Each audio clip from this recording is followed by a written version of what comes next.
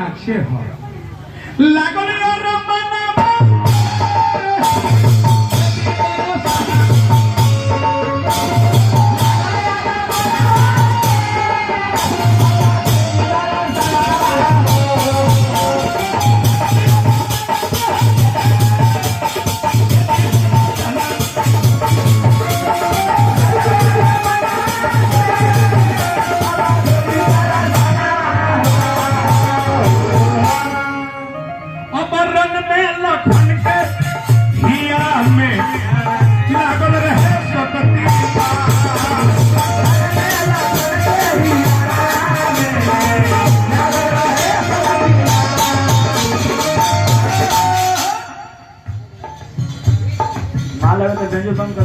राम जीवन राय हनुमान जी के बदला और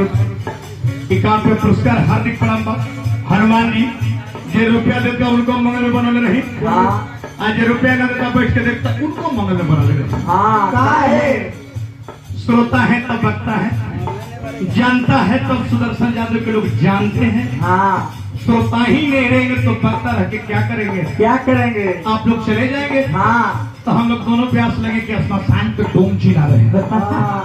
सुपर डोम और कल्लू डोम ऐसे रन में लखन के हिया में लागल रहे सकती